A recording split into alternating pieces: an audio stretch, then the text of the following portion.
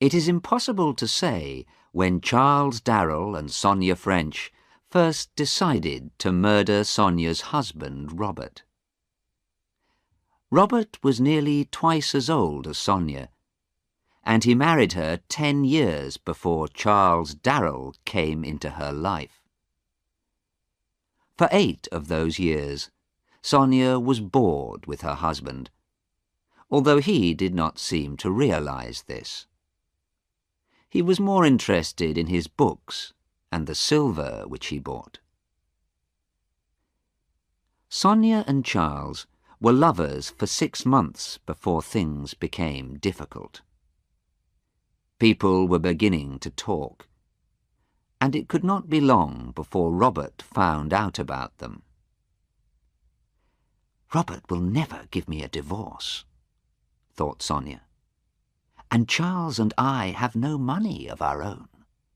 But Sonia knew that Robert's silver alone was worth enough money to make life very comfortable for her and Charles. By a strange accident, it was a policeman who gave them the idea for their murder plan. The inspector made a surprise visit to the French's house one evening. Charles was also there. He often came in for a drink. "There have been several burglaries near here," the inspector told Robert, "and we haven't caught the burglar. We know who he is, and it can't be long before we catch him, but we're very worried.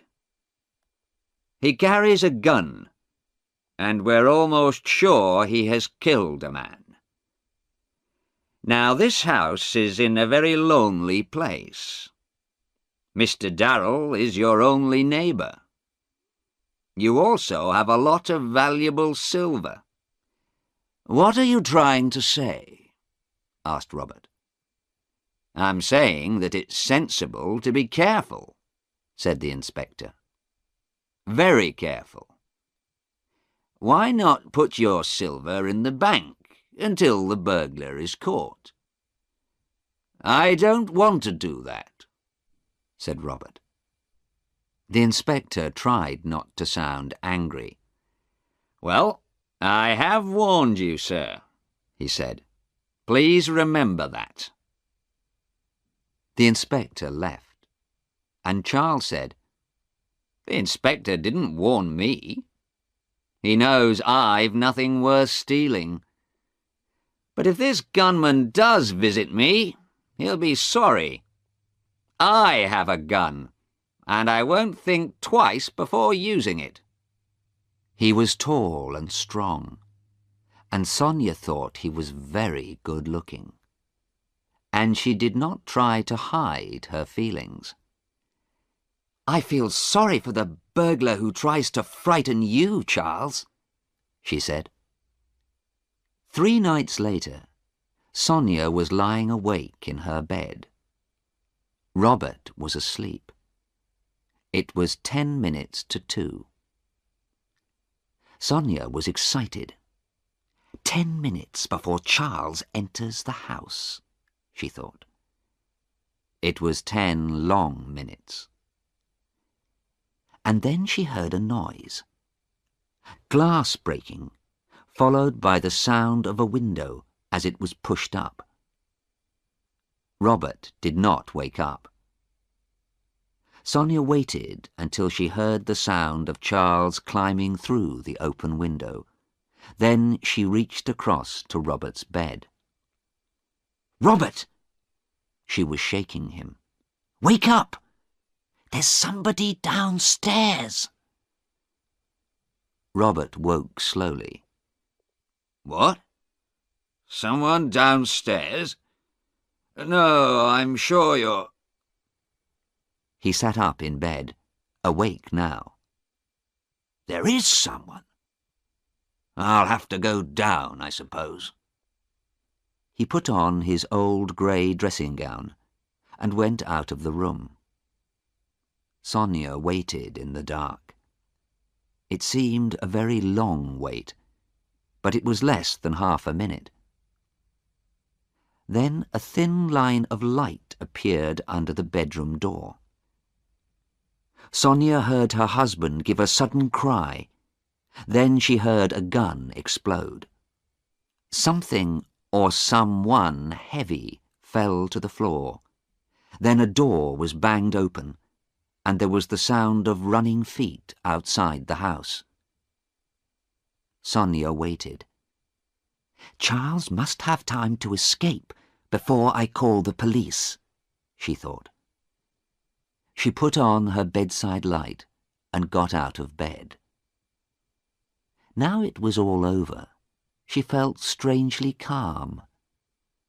She knew what she was going to say to the police. How soon could she marry Charles? 6 months from now?